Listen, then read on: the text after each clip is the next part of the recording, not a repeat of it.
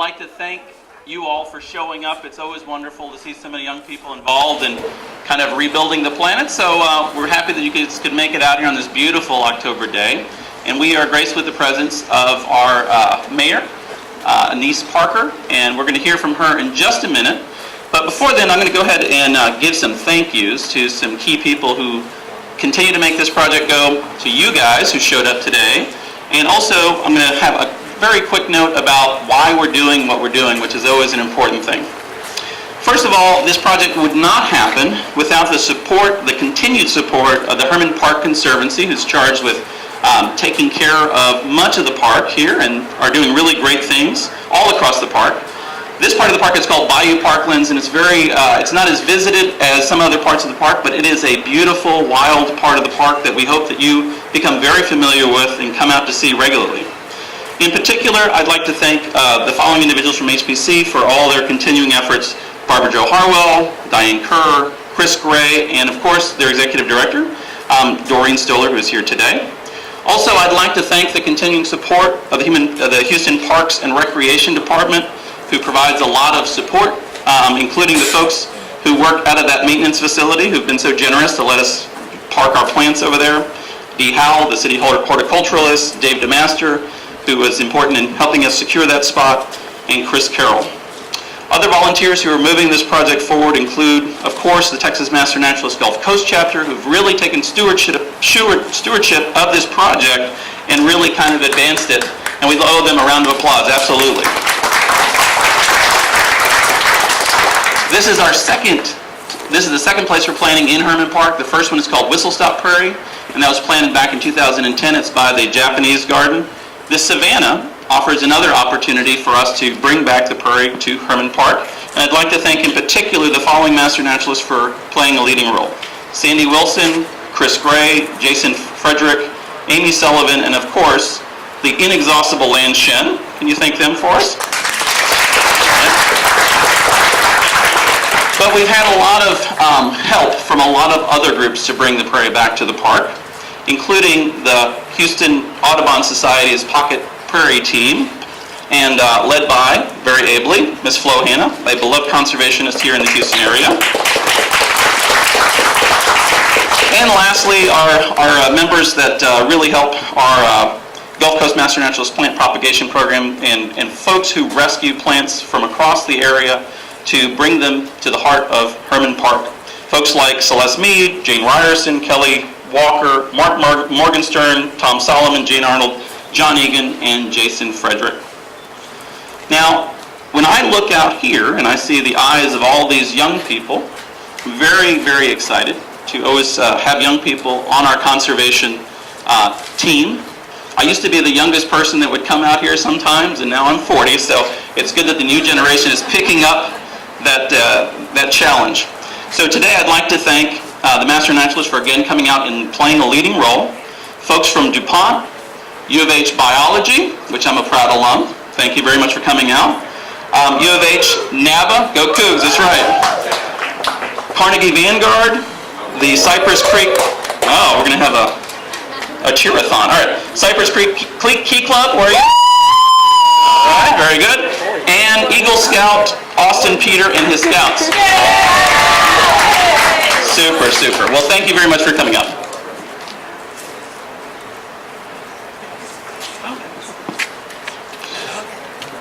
And we are also graced by the presence of Senator Rodney Ellis. He's right over here.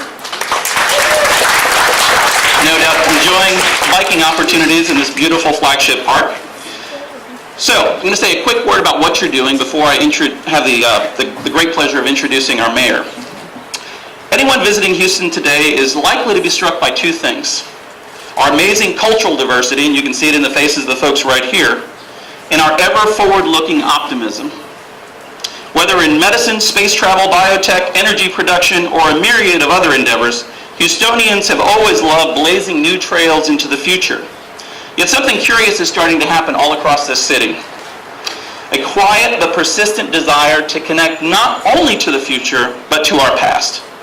Maybe this is only because the city of Houston is no longer a fresh-faced teenager looking only towards the future, but rather a maturing 175-year-old metropolis looking to rediscover its cultural touchstones, what made Houston Houston in the first place.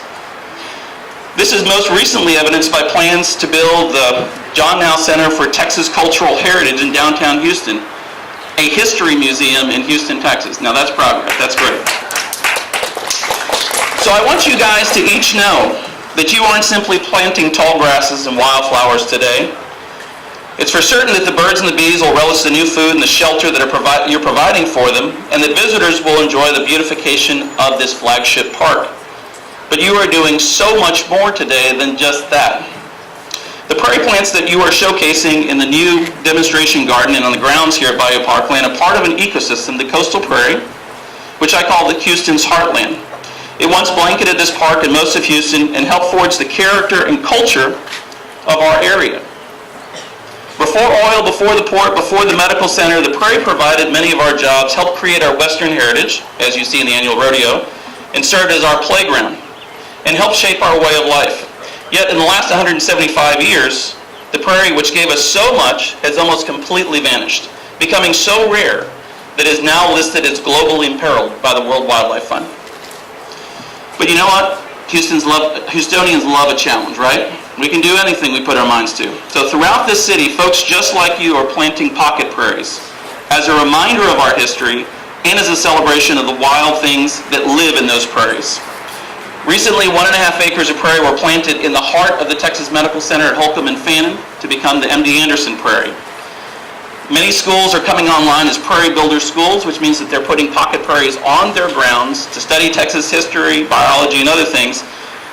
And also, there's going to be 11 acres of prairie planted along Buffalo Bayou and Buffalo Bayou Park next year between Sabine and Shepherd. The prairie is making a comeback. We're very excited about that. So it's the time, I think, that's great, you can clap for that. So I think it's high time for Houstonians to think about the things from old Houston, the good things that worked, the good things that provided for us, and combine them with the energy of today so that our future can be even brighter.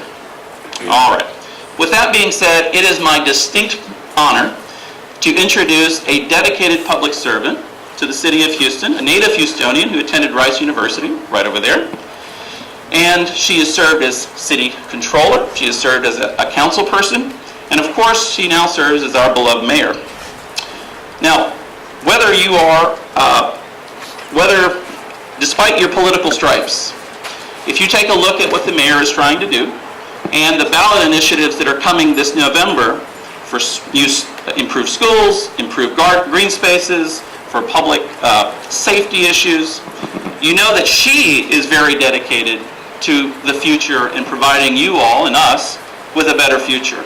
So it is my distinct pleasure to welcome the Honorable Mayor Annise Parker to the microphone. Thank you, Ms. Mayor.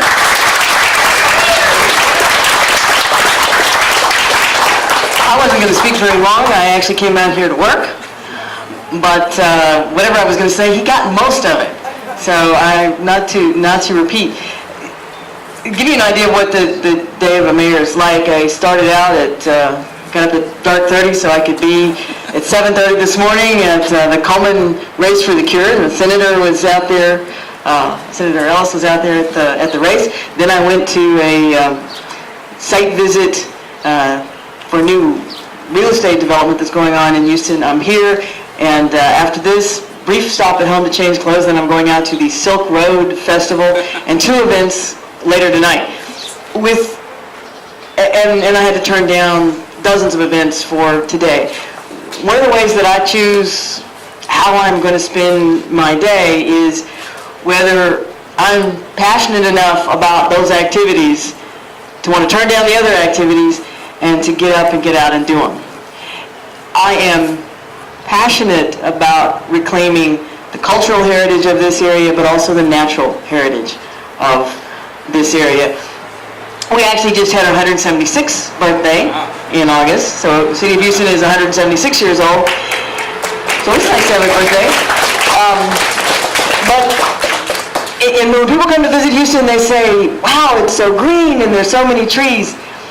That's not what it really looked like here 176 years ago. It was green, and there were trees, but not a lot of the trees that you see here today. It was pothole coastal prairie.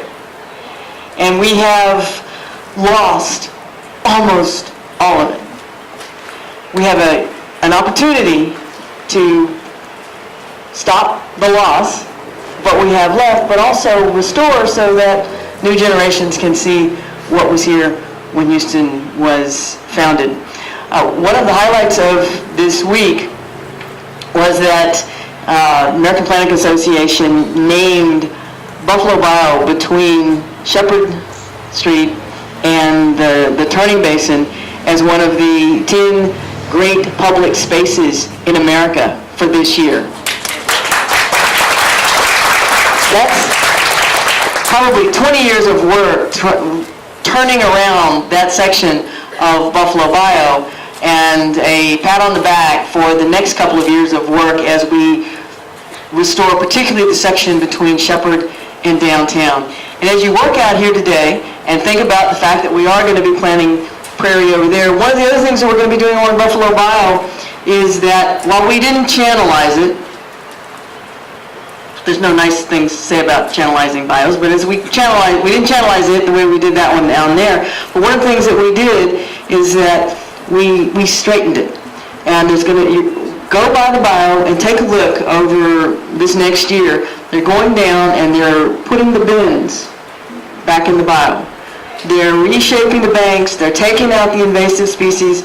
When we put the bins back in, we slow the water down. We give a chance for the sediment to drop out.